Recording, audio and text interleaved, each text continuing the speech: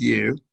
Here's our sign-up sheet. And so this, what you can see here is that folks have signed up. If you're not on the listserv and you want to be, include your email. Most of our folks are still already on the listserv. And yeah, everybody seems to want to come to the debate watch party. And you're here. You're an Econ Club member if you want to be. And we're going to have if you didn't hear me earlier, we're going to have a get-together at 7:30. Grab some Subway sandwiches or Chick-fil-A or some darn thing, and then sit outside and eat them, and then go watch the debate at 8 o'clock. And that's 2 weeks from tomorrow. So feel free to add your information to the sign-up sheet so we have all of that ready. And let's see. Yeah. So, well, I guess we can let people in the waiting room as they come. So our last official action from our outgoing President Carson, who's done an awesome job, will be to introduce our speaker. I'm going to stop this screen share so we can focus on the speaker if we so choose, or on this big group of great folks. So our speaker tonight is Shoshana Weissmann. She's the senior manager at R Street. Her talk tonight is Florists, Shampooers, and Fortune Tellers. You need a license for that, and it is over occupational licensing. She manages R Street Institute's social media and email marketing, while also contributing to graphic and video skills. She also works on occupational licensing reform and other issues, and she's written for various publications, including the Wall Street Journal and the USA Today. Thank you so much for having me. I really appreciate it. I'm always kind of surprised how many people want to hear me babble about occupational licensing reform. And it's funny how much I've committed to memory over the years. Unfortunately, I keep finding more and more things that just drive me nuts about it. But to kind of intro you, the first story I heard about it, where I started really thinking about it, was back in, I think it was like 2013. Clark Neely, who's at the Institute for Justice at the time, now he's with Cato, a different think tank. He was speaking to a group at Reason, and I was all excited, like, oh, I get to go to, Reason headquarters, and I've been there many times since, and it's always a lot of fun, and I learn a lot. But he told the story of Sandy Meadows, who was an elderly widow. She had never had to provide for herself before. She lived in Louisiana, and she knew how to arrange flowers. She enjoyed it as a hobby, so she wanted to do it professionally. But she wasn't allowed to, because Louisiana is the only state where you have to have an occupational license in order to arrange flowers. So she took the tests, both written and making floral arrangements and having them judged by, you guessed it, licensed florists who don't want competition. The pass rate was lower than the Louisiana bar exams pass rate. And it wasn't because it's so much harder or so much more dangerous to arrange flowers, but it was because they just didn't want competition. So the Institute for Justice challenged it. Clark Neely was her lawyer. And she had actually been working, illegally as a florist at a grocery, and she was doing great. Her customers loved her, and even if they didn't, no one's harmed by an unlicensed florist. But the government said, look, you have to fire Sandy, or we're going to shut you down. So they had to fire her. And when she died, she was in poverty because government wouldn't let her work. And it's frustrating how many times I hear the same kind of story, just in a different way. Sometimes it's that people had the license that they already worked to get taken away because they fell behind on student loans, which is one really big component of this too. Thankfully, it's going away, and I'll explain more about that later. But I think when people think about regulations, they often think, oh, rich people want to dump crap in the environment. But none of the regulations I work to get rid of or to lessen are anything like that. It's just government hurting people, sometimes intentionally, a lot of times unintentionally, just not realizing that these laws have been passed elsewhere and other people have been harmed elsewhere. So also, in addition to doing all this licensing stuff, I'm head of R Street's digital media. So one advantage I have is seeing how people react online and really getting my hands deep in it. I always tweet way too much, so that was there before. Even if I just decided to scholar full time, I would be on Twitter quite a bit. but I learned quite a bit there. And one of the biggest things I've learned is just that this isn't really partisan. In Louisiana, the people fighting to keep the florist license are Republicans. It's all these Republican ag people down there, and they're just like, they want their florist license to protect their friends. But in other cases, it's Democrats, or it's neither. It's like some combination of both, or people who aren't really politically active but maybe have a few favorite politicians. So it's a big mix of how this is all divided, and it means that sometimes I work with Marco Rubio, but other times I work with Elizabeth Warren on occupational licensing reform. I actually have a thank you note from her on my wall, which is not something I ever thought I would get as someone more right-leaning. But now I'm like, oh, cool. If someone's willing to like work with me on something, that's great. So I'm very lucky to have the job I do, and a job that lets me do this without an advanced degree. I'm not anti-college, but I think too often colleges don't prepare kids for the real world. I mean, in my classes, they would so infrequently bring in outside speakers, which is kind of why I'm excited to do this. And I love speaking to people in college just to show them what it's like if they decide to go down my lane. So now back to licensing. To give you guys a broad overview, basically 1 in 4 people needs a government license to work. And that doesn't just mean, you know, you get the license and you get to work. A lot of people don't get the license, and when they don't, they can't move up the career ladder. If they practice that profession without a license, that means fines and sometimes jail time. There's a lot of penalties. There's the, you know, let's keep people safe part, but there's the also what happens when it goes further than that. And it also costs thousands of dollars and months, if not years, to get the license. Whether you're a cosmetologist or you're mowing lawns in some cases. One really good example of the abuse is that a lot of African women immigrate here and want to braid hair because they've been doing that since they were young. Like, they just are really good at braiding hair. But in a lot of states, you have to have a full cosmetology license to braid hair, like working with chemicals, all this stuff that they're not going to do in their jobs. We tell these immigrants, hey, you can't do this thing that you know how to do well, and there's a market for it, just because we say so. And there's so many cases like that where people want to do maybe one thing, but they need a license to do everything in order to do that one thing.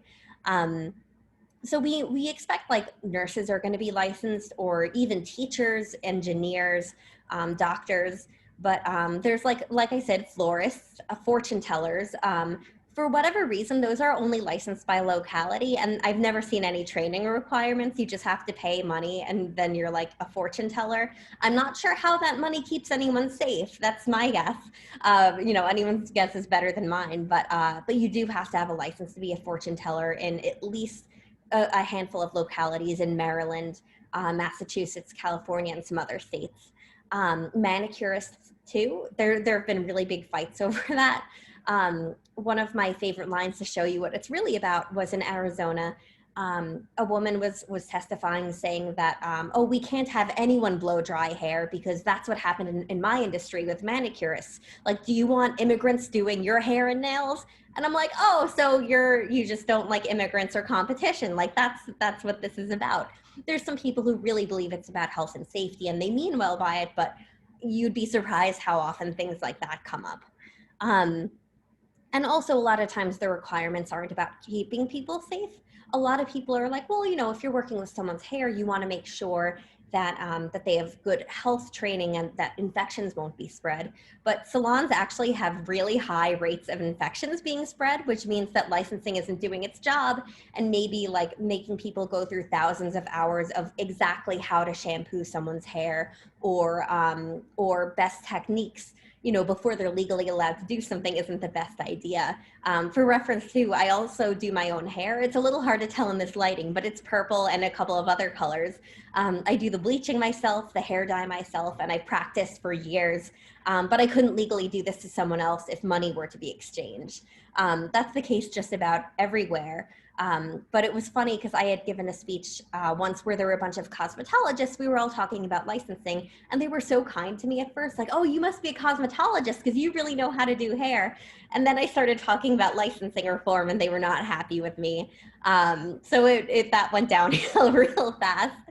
But in my opinion, you know, if government's going to say, we're going to throw you in jail or fine you for something. It should be because the something can cause harm or is dangerous, not because you might not get the greatest haircut. And again, the system's not working. So one thing that I've kind of advocated is maybe more health inspections instead of the excessive training. Because if the training's not working, there's sometimes lower barriers aren't lower in their effects. They might still do just as well, if not better. But we have to always think about that means ends fit. And also studies show that even when it's about health and safety, it doesn't always work. There was a study of electricians done by the Mercatus Institute, and it showed that where electricians were licensed, there was actually more harm done via electrical things because people would take it into their own hands because prices were higher. So sometimes there's these side effects you wouldn't even think of. That one blew my mind. I actually would not have expected that. But we always have to think about these effects and that even the best laws and the most well-intentioned laws can have these negative consequences. And there's so many different components because that's just kind of the broad overview. But if you move from one state to another, your license doesn't follow. So that's been a really big problem for military spouses. Their licenses don't transfer, so they're often out of work, or they may have been doing something legally in one place, and then in the next place, it's not legal to do that there. Licenses like totally differ by state. You might find some similarities, but if it's not licensed everywhere, you're not really going to find much of a pattern, oddly enough. Also, between red states and blue states, like red states are just as bad, if not worse sometimes with this, which I always get a kick when Republicans are like, oh yeah, we're the party of low regulations. And I'm like, let me look at your state's licensing profile and why you haven't addressed that. But it's thankfully this has been worked on a lot, especially from the military spouse angle. But last year, Governor Ducey in Arizona was the first to make licenses portable, basically saying if you come to Arizona and you have a license elsewhere, we're going to make the process easy for you to transfer it in. I went down for the bill signing, and it was a very fun day of celebrating licensing reform. The only kind of thing that I would love to do. And other states have followed suit. They've had very similar laws. A couple of states have done a little bit better. None of these laws are perfect. There's sometimes there are still arbitrary requirements built in by lobbies because it's better to have something than nothing. So we always need to keep improving on these, but it has been really exciting to see the idea spread. And also, it's been a huge issue during the pandemic, because if you've heard about doctors traveling from one state to another, especially during times of high crisis, their licenses don't transfer either. So executive orders by governors have been needed to say, hey, we won't sue you for illegally practicing as a doctor here, even though you're licensed here.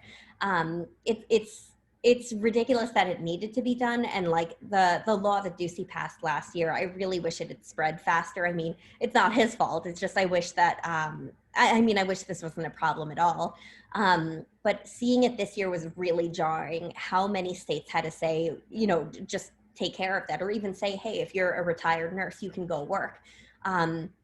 The number of executive orders was just insane. I couldn't keep track of it. The National Conference of State Legislators is a great resource for that, but I couldn't even keep track of them keeping track of it. There were new ones every day of all kinds. And it goes further, in enabling nurses to practice more. In a lot of cases, nurses are trained to do more than they're legally allowed to. So it's called scope of practice. So they expanded nurse scope of practice temporarily in certain cases, which is something we've all been pushing for a long time. But it was just kind of wild to see how some of these almost controversial reforms happened overnight during the pandemic because it was so desperately needed. I actually expected to be very, not have much to do during the pandemic. I figured it was all going to be focused on just normal public health stuff. And then I'm like, wait, crap, people need to transfer licenses across state lines. We want to make sure nurses can contribute and take the load off of doctors, especially when doctors were being overwhelmed. It was just kind of, it floored me as an expert on this and someone who follows this constantly, just the amount that opened up there. And as I mentioned before, in certain states, if you fall behind on student loans, they can take away your occupational license, which is really stupid because then they can't work in the industry they know best and they make the most money to repay the loans. And I'm all for them repaying their loans, but like not like harming them in the process of doing that. Like that helps nobody, like nobody wins. I think it was a very late relic of the Clinton administration. I doubt Bill Clinton knew anything about it. Like, it's not like he was like doing this one really random, terrible policy, but his Department of Education implemented it. And now we've had to work to undo it by informing states, hey, I know that you were encouraged to do this then, but here's how it's hurting people now in ways you don't realize. And when I started looking into it maybe 2-3 years ago, I think it was, 22 states had it on the books. And last I checked, it was like 7 or 8. It's been a really fast unwinding of these. That's what I worked with Elizabeth Warren on. She and Rubio had a joint bill that was going to basically push states a little bit further to do it because they saw how much it was hurting people. And Rubio, I to his credit, was on the other side of this and realized how wrong he was, thankfully. There's also the criminal justice reform angle. Like, I can't tell you how many times people will be disqualified from getting a license because of crimes totally unrelated to the job. There's these laws called good moral character laws, which mean nothing. There's no legal definition. So it's like whatever you think is good moral character will disqualify someone. So some people don't have jobs just because like some person on the board was like, oh, I don't like their character. One of my favorites of those was for New Jersey pool contractors. They decided they needed to license pool contractors to reduce drowning deaths. That's not how drowning works, like at all. Like in any body of water, like it doesn't matter how you create it really. There's no evidence that that works. But they also wanted them to be of good moral character because you wouldn't want your pool contractor to be a bad person like that. You just couldn't have that. And even when it's a little bit narrower, so many times it's still disconnected. Like there was a woman in Tennessee who wanted to become a radiologist, but she couldn't because 10 years prior, she was convicted of prostitution. But she had moved on with her life. She had gotten back on her feet and she wanted to go to school to become a radiologist, but she wasn't allowed to just because it was technically a sex crime. So a lot of the laws I advocate for are about, reducing the time that you can consider past crimes, because if someone hasn't committed that crime in a while, like why not let them get on with their lives and make sure that they can build up to the next thing. The American Bar Association also estimated recently that I think there's 32,000 state laws concerning licensing that have like good character or good moral character. I'm sure some of them are duplicative, and there's a lot of laws and a lot of like duplicative licensing, sometimes on the state level and the city level, which is a whole nother issue. But yeah, there's a lot of laws that have these problems. But thankfully, there are a lot of opportunities both on the state and the federal level. I've worked a lot on the federal level, and as a big federalist and constitutionalist, there's narrow opportunity, and it only narrow. Some people have said, oh, why don't we do national licensing? And I'm like, do you want a national florist license? Because that's how you get a national florist license, where we like institute this everywhere and it's going to be terrible. So like, even if it were constitutional, I would not want that. But Senator Cotton and Shaheen recently passed the Portable Certification of Spouses Act, which basically just helps with funding to with the Department of Defense and states to work together to make it easier for military spouses to move across state lines. I worked with them on that. Which is nice because I don't always agree with Senator Cotton's office nor Shaheen's, but they're like, hey, licensing reform, let's do it, which happens a lot. It's really strange to me to see how many times people will reach out and just like kind of get excited about the prospect of licensing reform. But I was really excited about that one. Hi, Shoshana, do you mind if I cut in for a sec? So I'm Q, by the way. We haven't actually met yet, but I do some research on occupational licensing.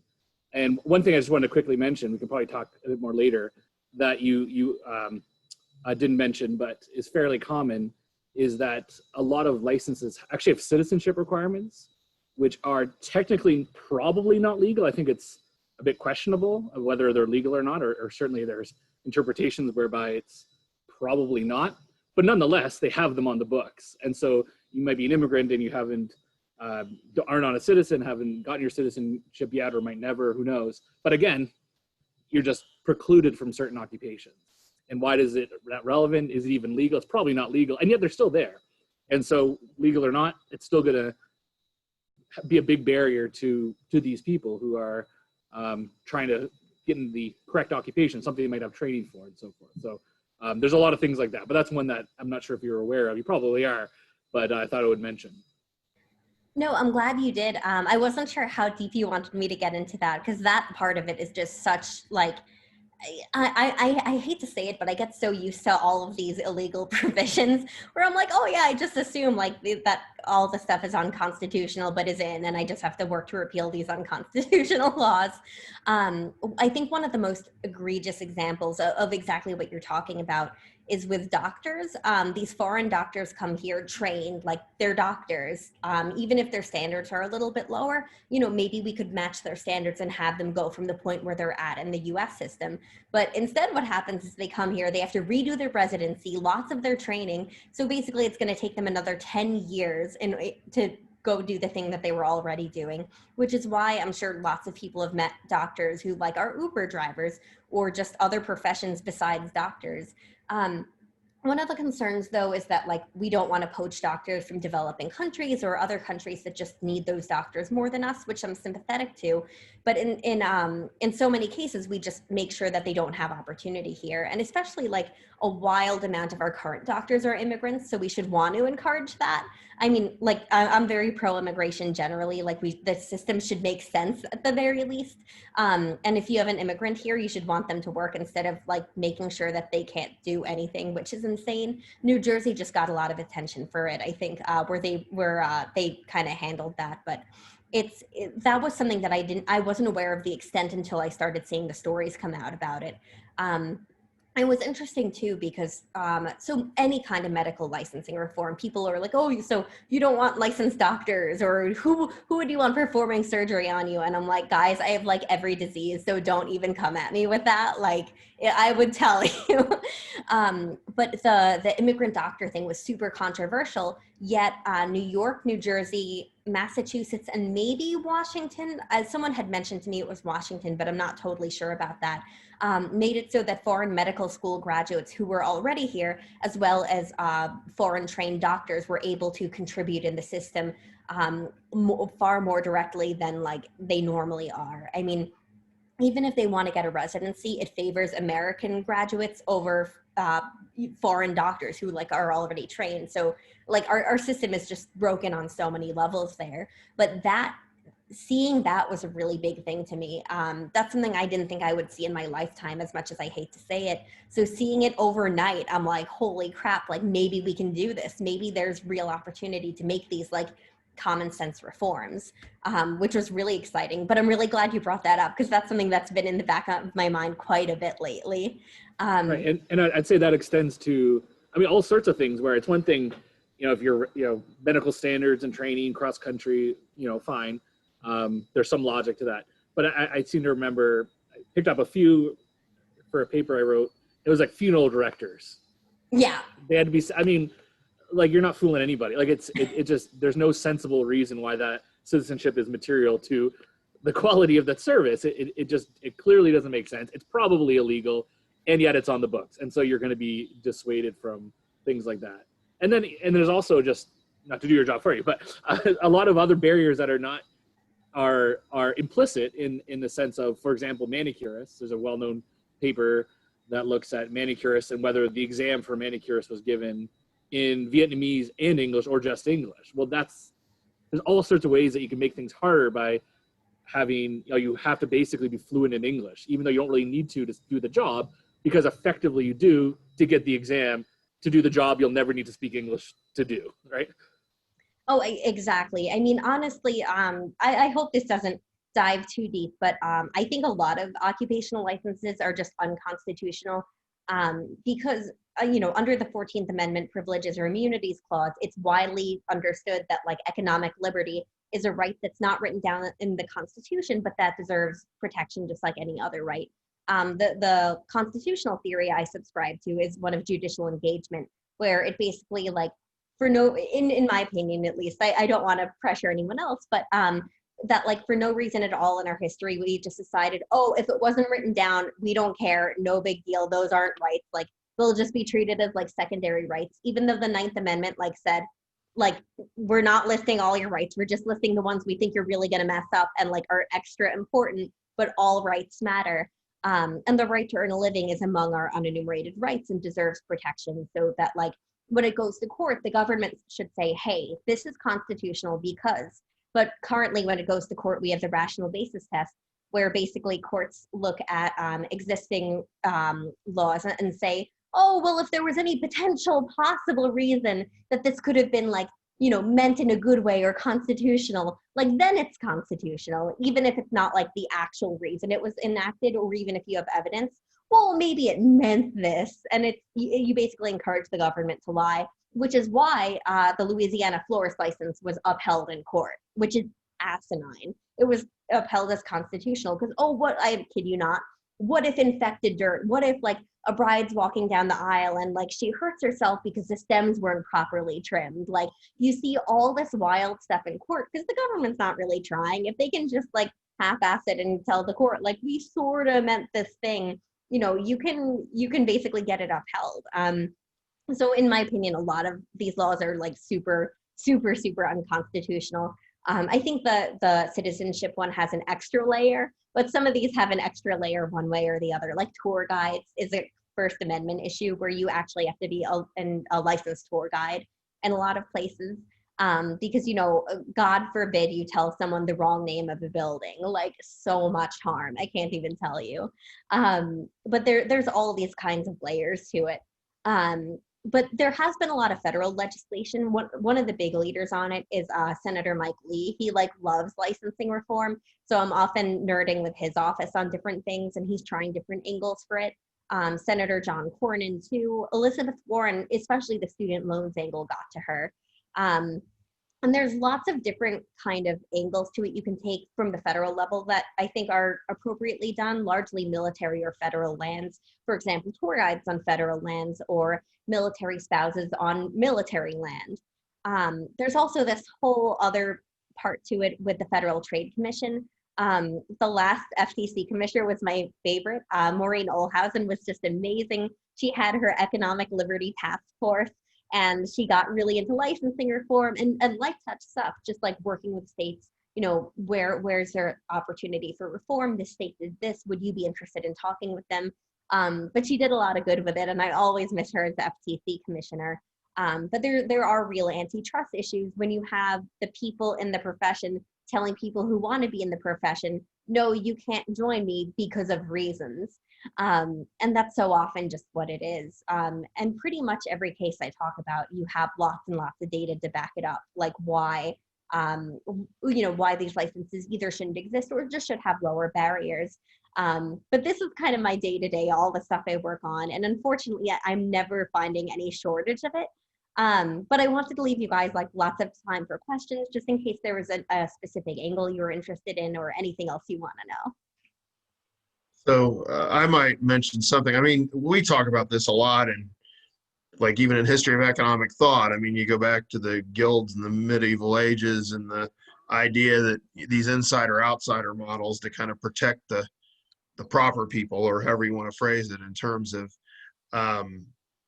you know, keeping people from competing. I mean, just in terms of protecting wages and things of that nature. I guess the thing I would ask is there much estimate on, even if we just looked at this from an economic, like revenue perspective, like how large does this make the underground economy? Anecdotally, I heard a decent number of stories of people post-COVID, as you mentioned, hairdressers couldn't charge, but, oh, I'm going to cut your hair for free. Which isn't that different from in the 1970s. I can either wait in line to get my gas, or I can become a favored customer and find a way to, you know, bribe the station owner. I didn't know if there's like some economic impacts that we could quantify in terms of what this causes states, the nation, municipalities in terms of tax revenue and things like that. For sure, there are studies out there. I don't know the numbers offhand, but there definitely are studies. A colleague of mine had done one on this, on basically how much tax revenue it costs, and it we lose a lot of money this way. But it's funny you mentioned about like during the pandemic, all of the salons. It was funny because I had a lot of reporters reach out thinking that I was going to be like, yeah, they should all be open, and I'm like, they have high rates of infection before the pandemic. Why, like, maybe let's not keep them open now. Like, government should have solved this issue before by like maybe doing more health inspections or trying different models, but they didn't do that then. So they messed with all these people now. And also they shouldn't be doing it now because high rates of infection. And it's hard to measure the economic activity pushed like underground from it, in part because we do a terrible job of measuring anything with licensing. Like trying to get data from a board is impossible. I once found a study, I think, of rate of harm in salons that were licensed, but it was behind the paywall of like the beauty association, and I'm like, okay, that's my dead end. Like they're not going to give that to me. But getting the data is really hard. The boards don't like releasing it because it often doesn't favor them, and also there's no benefit to be had by them releasing that kind of data. One good example though is, the way that we tend to see this is just like when the boards crack down on the unlicensed people and the specific scenarios, if it makes sense or if it was done a different way that kind of is really unethical. Back in 2017, a guy was cutting hair for the homeless. He was a cosmetology student in Arizona. He was going through their system and cutting hair for the homeless because he'd been homeless and his mom had cancer, so the hair tie-in was really big for him. The cosmetology board said, you're never going to become a cosmetologist. You didn't follow our rules because you're not licensed yet, so you can't cut hair for the homeless. Governor Ducey had to step in and be like, he's like, what the hell? Like, basically his essential thing was like, what the hell? And he cracked down on the board saying like, why do you exist? Like, why are you a thing? Like, why are you, if this is how you're using like these funds, you shouldn't be a thing. And they even tried to do a hit piece on the guy who had a criminal record and was getting his life back on track. But somehow having a criminal record mattered for cutting hair for the homeless. And they're like, oh, Doug Ducey's defending a criminal. And I'm just like, I can't deal with this. It's on the bright side, it started my friendship with Governor Ducey, but on the negative side, they put this guy through hell just for trying to do something good. And that's not an isolated case. This kind of stuff happens all the time. Another really notable example is this woman, Heather, who moved with her husband who was in the Air Force. She used to live in California and give nutritional advice, which is totally legal there, just to say like, hey, have some cauliflower or increase the protein in your diet, because she's also a personal trainer. That was illegal in Florida where she moved until very recently they changed it. So the nutritional board did sting operations on her to catch her giving unlicensed diet advice. A military spouse telling people they eat healthy, like that was their limit, where they're like, oh, we're just gonna like naturally go after her. Florida does a lot of sting operations. I don't know why, but I've noticed a lot of licensing cases with it. But there's these cases that it floors you. It's like, you can't believe that this is real. So while it's hard to measure, there's so many people hurt by it, and so many people who just you don't see because they see the requirements for the license, which sometimes is like high school, and not everyone graduates high school. Like, to become a barber, why should you need a high school diploma? That's insane. There's so many mismatches, and it's just people don't question it because it's like, oh, it's nice to have a diploma. Like, yeah, it's nice, but are you willing to send that guy into poverty, like, for not going to high school? Like, that's up to you. And these questions often aren't thought through, so I have to come in and be the devil's advocate, like, think about the people you're sending into poverty before you make these really bad laws or before you decide to keep them. It's not always the funnest role to play, but I try to get the message out there, and I try to make it just something that everyone can see as just common sense. And I'll follow up, and then I want to let the students, I know Will, I think, might want to verbalize his question and some others, but I'm curious how much you've looked into like athletic commissions. I'll give full disclosure here. We're among friends. I'm a long time, since I was a kid, I really liked pro wrestling, which is not a sport, obviously, but in most states, it has a history of being regulated by athletic commissions. The New Jersey Commission removed that restriction when Vince McMahon said, we're not a sport, it's a show. and they did that to avoid paying taxes. But it kind of gives this facade of saying we're going to provide doctors, we're going to do these things to protect the wrestlers, and very infrequently does that actually occur. At least the history of it is they show up, they take their 2% graft off the top, and maybe take a couple people's blood pressure and leave. And so I don't even know if I have a question about it. I just didn't know if that's something you've really studied or looked at, or what kind of the general consensus is on. Some athletic commissions are obviously much better than others. Nevada has a particularly good one. But yeah, I just kind of wanted to get your thoughts on that, I guess. For sure. I mean, I just think there's a lot of abuse in various parts of the sports system, like from players in college not being paid for doing That's things. next week. That's next week. Have you Oh, heard? that's awesome. I love that. Yeah, I know nothing about sports except this. Like that's my extent of my knowledge. But I mean, there's just it's stupid. Like there's timekeepers are licensed in a lot of states, like to keep time, or even boxing announcers. I'm like, what the hell? Like this is so stupid. There's lots of stuff there, so I couldn't imagine beginning to dig deeper how much there is. And every now and then, like various lower level, just like normal trainers, if they might have a class for people trying to be licensed. My favorite example was this one that nobody wanted. So my mom's a really big hippie. Like she does, she's an herbalist, like however that I honestly don't know how it's certified, but however you become a certified herbalist, she is one. A massage therapist. Her friends do acupuncture. She does astrology. So when in Oklahoma, like 2 years ago, this guy tried to create an occupational licensing board for Qigong, which is the ancient Chinese art of energy regulation, which can be, like, if you believe in it, legitimately done in thousands of forms. He thought, like, we need a licensing board in Oklahoma for this. And it was my favorite example because it was the first time I've seen people in the industry say, leave us alone. We do not want this. Why would you try to license us? Like, who in the world? I still cannot figure out where he got that idea or how he's like, we need a licensing board for this ancient Chinese art form. But you would be like with yoga teachers and with all different kinds of things, they're always trying to like create a board to keep people out. One example, it's a little bit different, but I actually tried to reduce the burdens required to get goats in for goat yoga. And then I actually became friends with the teacher, and now I'll do goat yoga in her classes because goats are adorable, and I do a lot of yoga. But the burdens to get baby goats into DC, the health department was like, oh, what if you fall on the goats? I'm like, you people do yoga with cats, like they could fall on the cats. Like I don't understand this. So yeah, there's unfortunately, this is just like every 5 seconds I find something else, and if I don't stay on track with like my licensing stuff, it's very easy to veer off into like goat yoga or like qigong licensing. We'll see if some students have some questions. Will, I don't know if you want to try to verbalize your question or if you just want to have Shoshana look at the chat or how you want to do that. Oh, I was just commenting. I think the kind of whole like why we care about citizenship as a requirement theme, besides the obvious like kind of race baiting that's involved with it, is I feel like there's this misperception that like our personal rights are enamored because we're citizens, not because we, just believe that's something everyone should have, and that's what the founders believed. So I just thought that's really interesting that plays into this.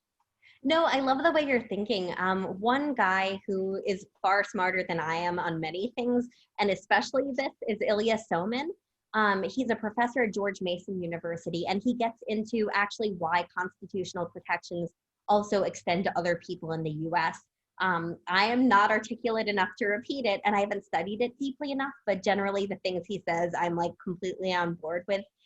He also talks about everything from like creating ethical free market organ systems, like organ donation systems, to citizenship and citizen participation. So if you're interested in any of those, I highly recommend his work. He's also just a super nice guy, but he's talked a lot about that.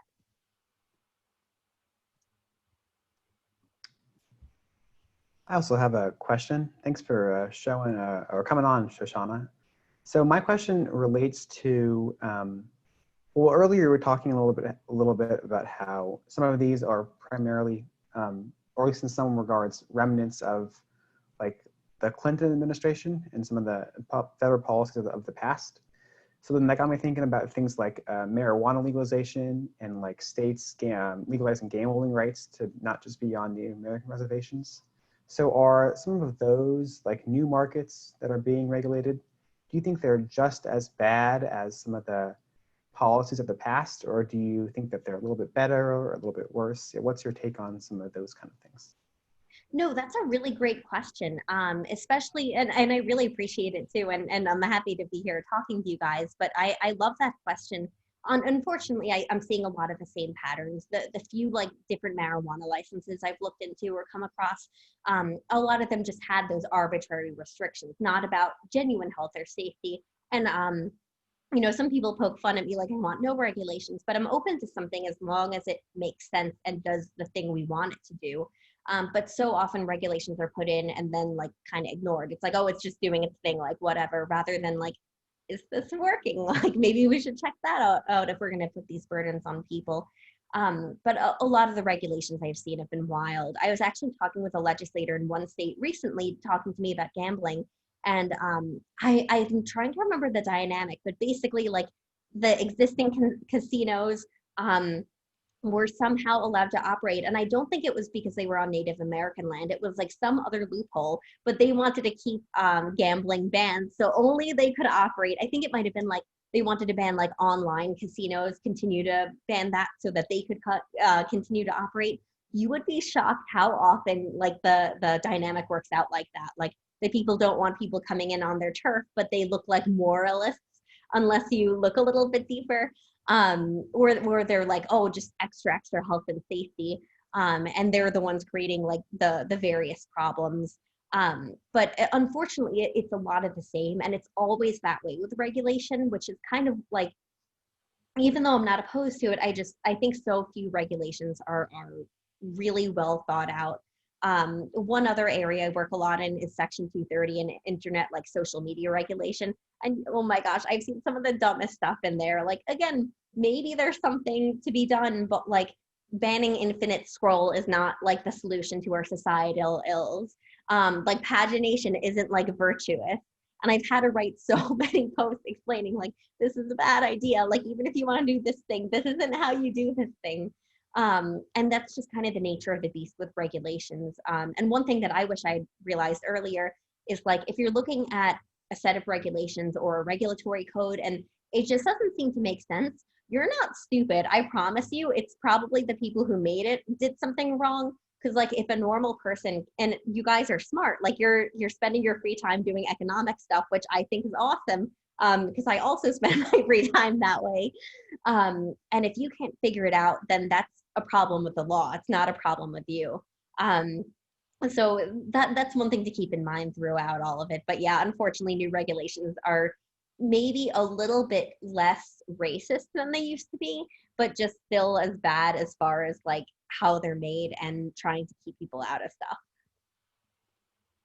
It's interesting to see of course, the legalization of sports betting has occurred in a lot of states, and some states get a lot closer to basically taxing their way out of being competitive. Like, you know, if you're, I don't know if you follow betting on sports, but if like I'm making you pay $12 to win $10 and everybody else is making me pay $11 to win 10, people are not going to go to the casino and pay twice as much juice in order to bet. And so you see that particularly in some of the I think Illinois to a degree, Pennsylvania, and to some degrees they kind of back off eventually because they realize they're going to kill the goose that laid the golden egg. But it's just interesting to see how that legislation works out. It's slightly related, not completely, I realize. Yeah.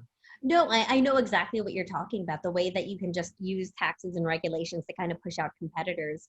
One really sick example was that I think this was 2 years ago. PetSmart just killed a bunch of dogs. Like they were supposed to groom dogs and instead they killed dogs in New Jersey. Like it was a super widespread problem. There's this huge expose on it. So I think you can bet, I think you can guess what PetSmart did next. Why don't we license dog groomers? You know, the killing of the dogs is clearly happening because our groomers are unlicensed. And it's like, no one's killing dogs but you guys. what the hell, one.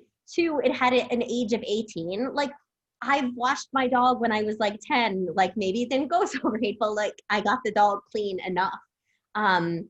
So they put in these, or they were trying at least to put in these super like ridiculous regulations to get out of the fact that like we killed a bunch of dogs and should have fixed this like after the first dog died instead of like the 30th.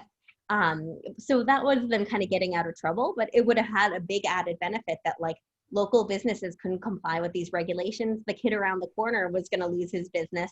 So it's wild how much you see this. Like all you have to do is just scratch the surface a little bit, and then it's like corruption and government just thinking, oh well, licensing dog groomer. Why are you doing this to me?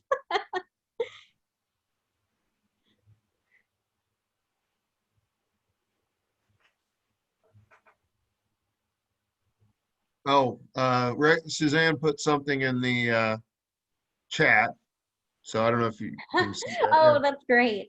Oh my gosh. So don't quote me on this, but if you want to see some bad regulations about social media, California, I don't like to beat up on California, but they really have some really bad regulations on it. They're newer stuff.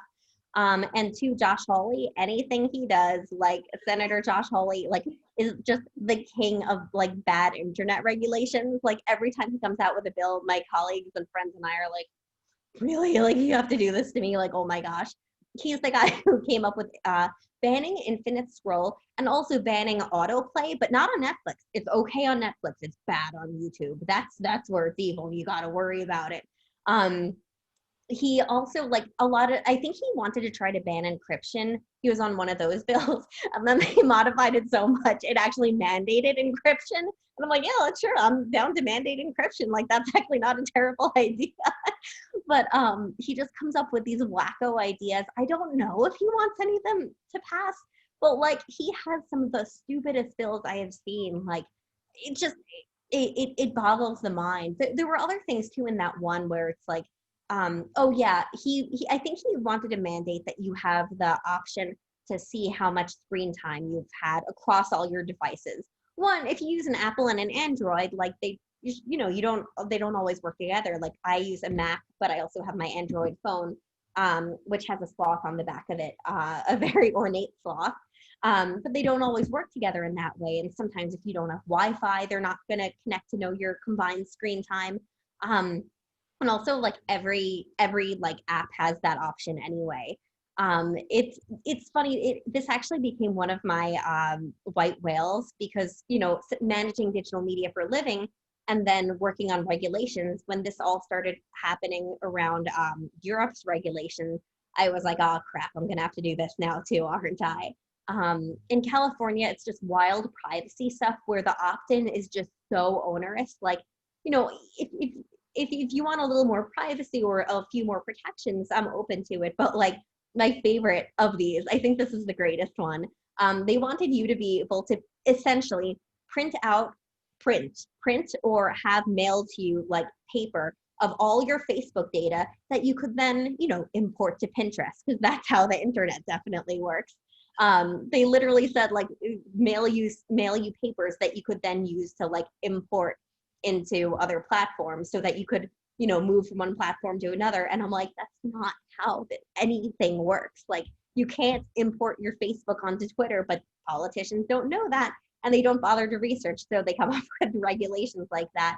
And meanwhile, these companies are trying to comply with all this. What the hell do you think startups are going to do? They're probably going to be like, I'm out. I don't need this. Like, I'm going to go start up something else. But like, maybe come up with a better idea, maybe go work for them and create stuff in there once I have someone over me who knows the regulatory framework.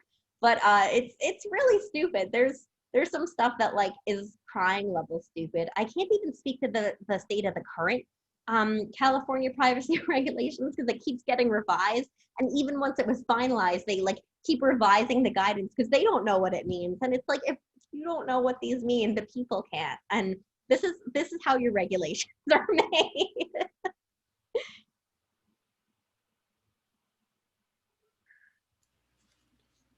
While I'm looking, and this may be too deep in the woods, and I'm trying to let students have a chance to either chat or raise their hand or something. some of the regulations in California recently that could have effectively knocked Uber and Lyft out of the state. I don't know if you want, and I guess they're kind of in a temporary agreement last I heard. I don't know. I don't know if you want to comment on that or not. The AB5 stuff. The independent contractor stuff. Yeah. Yeah, that stuff has been wild. So basically, like you're saying, the gist of it was just that they don't want independent contractors to be independent contractors, and they make the burden of being one like super high. So you have cases of like California newspapers hiring people out of state to be California reporters because they can't afford to keep them there on salary. And also a lot of people like being independent contractors just to make extra money on the side. Sometimes they already have health insurance through a spouse. And it's some of the stories I heard were just horrible. I've been working on a paper on it that ended up getting sidelined because of COVID and everything. I'm in more than one regulatory working group because this is like how I spend my time, like a very normal person. But this working group may or may not choose to return to it. But I'm in enough where I'm going to do something with it at some point. But I was going through stories through Facebook and reaching out to people, and it was just like horrific. I have 5 autoimmune diseases, and I'm very lucky that like my body works with them well. But especially with diseases like that, it can be really hard to go into work every day. So these people found something that worked. They found flexible work where they could work on their schedule when their bodies allowed them, when they weren't to doctor visits. And then this law takes that all away from them. And sure, employers can hire people who may work at a time or may not, but that's a huge cost unless their model is made for it, like independent contracting.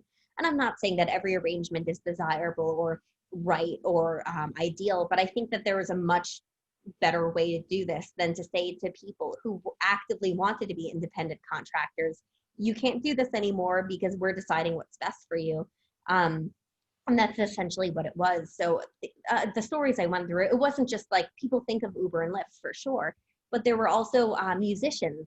They couldn't do a gig without being hired full time, so then they couldn't do gigs. All these little things you wouldn't have thought of. Sometimes billing companies might have needed freelance people on the side during higher periods of work. Mall Santas couldn't be mall Santas because they were only during Christmas season. So all the stuff you would have never imagined. It's always really frustrating to me because it's the regulations are ridiculous and I get a kick out of them. But then you see these people like really struggling, someone with cancer, and like there's some single mom with cancer. I hate to say it, but there are many single moms with cancer like posting about their individual stories. And it's just like heartbreaking that government's taking away the thing that's working for them. And I've also on the side always been a little passionate about making healthcare go where people go and be untethered from work so that people can choose the healthcare they want and stuff. But even aside from that, it's just like, I remember how hard it was for my parents when I was sick when I was younger and we didn't know what was going on. And I'm thinking about these people going through that with their kids now when they can't do independent contracting, like my mom essentially did as a massage therapist, like taking clients when my dad wasn't at work. And I just hate that California killed all that opportunity for them. And then COVID hit. So all these people who were working from home, like freelance writers and all these other professions that you could socially distance, they couldn't even go back and do that then. So you have these people sitting at home losing income after like losing income, and now they can't even really search for jobs, those of them who could. It was a nightmare. And again, I'm open to some worker protection regulations, but it's just, this was not a good model. It threw people off of the thing that they liked. And if they liked the thing, why do we need to protect them from themselves is kind of my view on it. There's all different kinds of views on it for sure. And I don't want to give anyone the impression that mine's the only one, although I like to think so. No, but it's always hard for me to see government telling people that they can't. Like, I have my dream life. I got to go hiking a lot this summer, and like I get to talk to people about my passion all day in one way or another. And to think that government just tells people they can't pursue the things that they want to just kind of breaks my heart every time. Yeah, and you mentioned the journal. I forget what the exact, and I knew some people that were doing freelance work as journalists that had to quit basically because it was something absurd. If you wrote like 3 or 4 articles for some publication, you had to be an employee, Right. or you could, I mean, it was not, it completely defeated the concept of independent contractor. I should say, since I brought up wrestling before, that Andrew Yang has kind of put World Wrestling Entertainment on blast, because they are a group that abuses the status of independent contractors.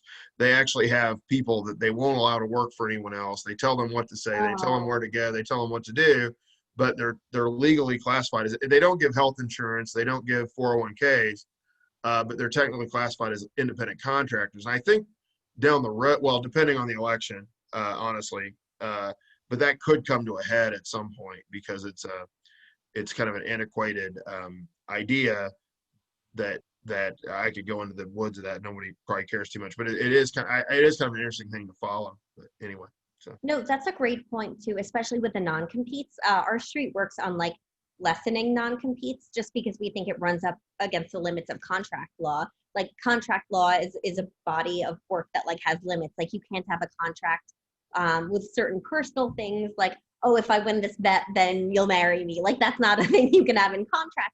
And there's lots of other limits. And we think that a lot of it just runs up, like sandwich makers for Jimmy John's.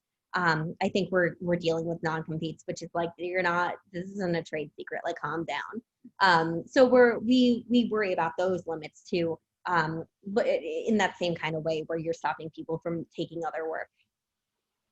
Yeah, and they're very stringent on that in that group. So Gage is kind of reiterating, I think, what we're talking about. I have some questions about federal policy and programs to alleviate the need for restrictions, if you'd be willing to answer them. Sure. So, to me, like, it seems like some of the largest arguments for a lot of these restrictions is that they create some sort of artificial safety net if it's for the consumer or the provider of the service. But I mean, I know you talked about healthcare and healthcare portability, but do you think there's a role for like the CPB now that we have that? Like, do we really need so many regulations if we have an entire financial bureau federal bureau that's going to be committed to protecting consumers? Like, does that open more avenues to lessen regulations because we have a backstop? I know what you mean. It's funny. A lot of people see it understandably as like licensing as a way to create those protections for consumers. But oddly enough, it ends up harming them a lot of times because they don't have as good recourse. Sometimes it's like you take your issue to the board and that's it. Like that doesn't really help anyone. You still need to take the issue to court if there's been some sort of loss. The board doesn't do that. And also bad professionals are often protected by boards. So that's part of the problem there. I don't know that federal laws would replace it. There's definitely room for some give and take there where, you know, a certain federal rule might kind of knock out the need for certain state ones. But I'm not sure on the whole, especially there's been so much weirdness with the CFPB. Like, I can't even remember. I haven't read the Supreme Court opinion yet, but like, I think whether the structure was constitutional or whatever, you know, that's a whole mess to deal with there. And I often worry about these big agencies because they run into so many issues too, including that, like, you know, there's so much turnover in them and there's too few experts. And I hate to say it, especially under the Trump administration, there have been fewer experts put in and more people just kind of like political favors. My friends who work in the administration have been telling me how frustrating it's been when they're like trying to get work done and instead just like somebody's daughter is just doing something. And it's like, that's great, but like the work though, or like the expertise though. And also not to say that the federal government is more prone to different levels of corruption and regulatory capture. I actually think it's about the same on the state and federal levels. I think it's just that the federal government is more uniformly likely to fall, you know, that becomes a problem. There's different models. Like, for example, one way that would make sense for consumer protection is just having professionals register. Like, if you want to practice, you just have to register with accurate contact information that's maybe renewed annually, if not more. One really big thing that people are concerned about is like contractors doing a really bad job with cheap materials, taking people's money and leaving. And that is a problem, but licensing doesn't solve the problem. Like that still happens there. So their mandatory registration, maybe something else in there that's a lower barrier, but just a little bit closer makes sense. But with the CFPB, they just don't touch that kind of stuff as much too. But no federal agency exactly does. There's stuff that surely overlaps, but none of it, I think, equates to the same kind of protections that consumers often need. We usually keep these to about an hour, but if we have any one or two last questions, we can go with it. Otherwise, we'll thank our speaker, but we'll give everybody one last opportunity to ask. I just was curious. I mean, so with COVID and the election cycle, obviously, there's a lot going on. Do you think, like in the next couple of years, or like within the next year, a lot of these issues will come to a head? Like specifically, like I mentioned, like the DoorDash drivers and the like Postmates. Like there's tons of like regulations that like limit like who can do that. Yet there was like a need for more of those. So like, do you think there will be a lot of changes in positions like that, and like changes in regulations and things like that? No, that's a great question. So I'm not exactly sure, because I mean the news cycle has just been so like every 5 seconds, and it's frustrating working in policy when I'm like, hey, this thing is still a problem, and we need to fix it, instead of like you just yelling at each other. Like that would be great. It's interesting too, because Trump, I mean, he doesn't know much about AB5, but he's vaguely against it. And then Biden's for AB5, both get licensing reform, and the Obama administration was awesome on licensing reform. I was also kind of excited because Biden had it in his platform, and I'm like, this is the future I want. So I think that there's going to be focus on it no matter what, but to the extent of like AB5 stuff, I do think it's going to kind of depend who's president and who's in Congress. States have been trying to replicate AB5, unfortunately, but it hasn't really worked out a lot, because Democrats in California hated it. Like just regular people going about their work hated it. And we've been kind of keeping an eye out, trying to stop people from replicating it. But I think you could see some more of it. As far as like regulations preventing people from getting into it now, it's not that bad in the majority of places. There are some, and I think people are starting to realize that our regulatory system isn't made for reality. It's made for like some unicorn fairy tale where everyone has infinite resources, and like it's not practical at all. And it's something that I've been trying to focus on a lot too, because we were so unprepared for this. Like not to go off too much, but one other example was like we arbitrarily limit the amount of hospital beds there are for like no reason. We just decide there's going to be fewer hospital beds, even if a hospital thinks there should be more. That's really stupid, and they're called certificate of need laws.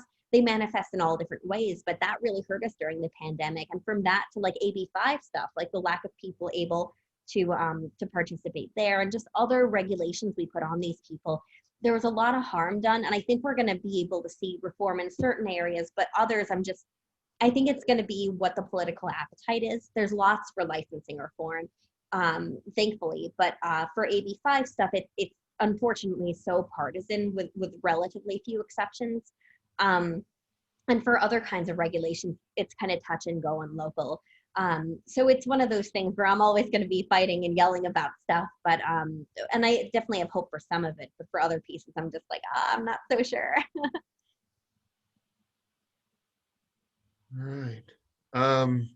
Looking around here, if we don't have any last questions, we might thank our speaker. We'll give people just a second. Kind of like we did with the elections, we counted people down because we had self-nominations this year, because hard to nominate someone when you're not sitting in the same room with them. So,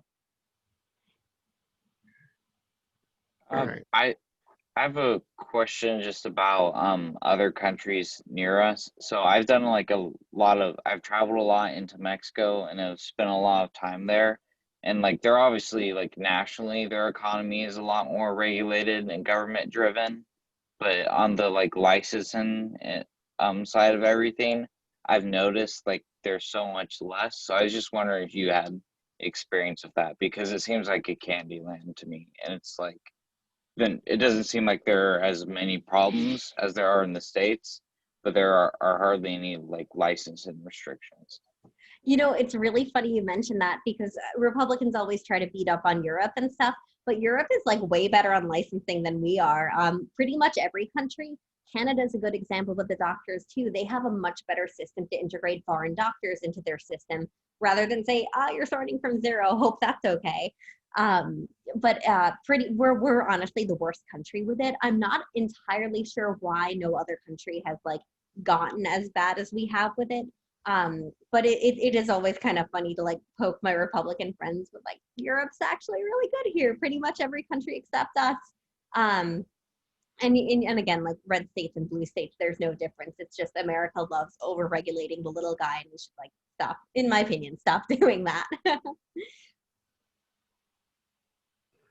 feel like as a Canadian, I should add a brief note about especially medical doctors.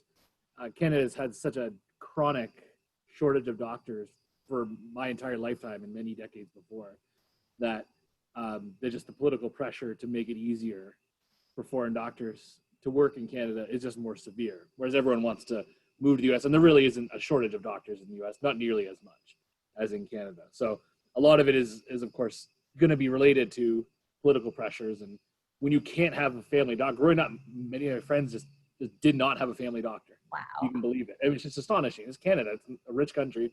There's not enough doctors. And so that of course is going to inform, at a certain point, people are going to get sick of it and be like, you got to make it easier for people to become doctors here. Whereas in the US, there's just an abundance, right? There's a lot. Maybe we should have more. I don't know. But the right number is, of course, the wrong way to think about it. Economics is not the right way to think about that. But I guess these things are interrelated with eventually people get sick of it, I guess, right? I mean, that's kind of what's happened during COVID, which is why like for years we like made it impossible in foreign doctors, and then it took a crisis. And like, I really wish it didn't always take a crisis, but that's a really good point too. I wonder if maybe like our overregulation has been due to like the abundance we've had in certain ways, or the lack of certain pressures. That's something that I haven't had a chance to look into. Foreign licensing is something I touch on a little bit here and there, but one of my favorites was, I think it was the UAE wanted to license social media influencers. And I'm just like, don't make me do this. Like, don't make me yell about you. I'm tired. Like, I have other people to yell at like Josh Hawley all the time. But there's definitely particularly bad examples overseas too. But that makes a lot of sense with Canada, just from the pressure. Unfortunately, I think it's going to be that same pressure that makes things a little bit better here. We've made some progress for sure, but there's so much more to do. It's really daunting.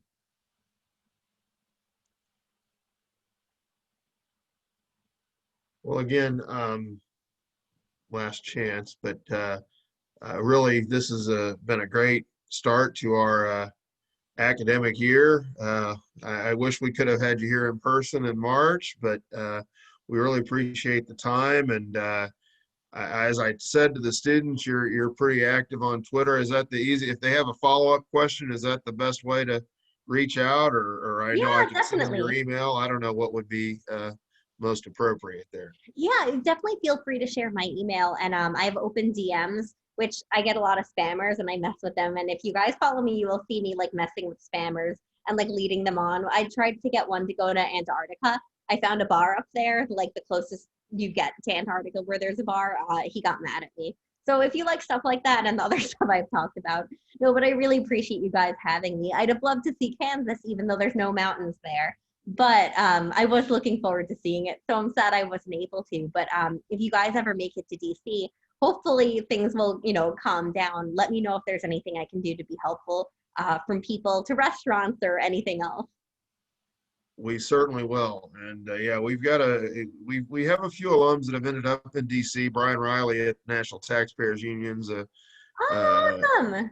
Yeah, he's an alum. He's a great guy. He's spoken to us a few times, and we had a great trip planned, and we still have it planned. It's just a question of when it's going to happen. So we'll have to see. I'm so frustrated by that. I know it's got to be harder for college students, but I'm so glad that you guys have such a lively group.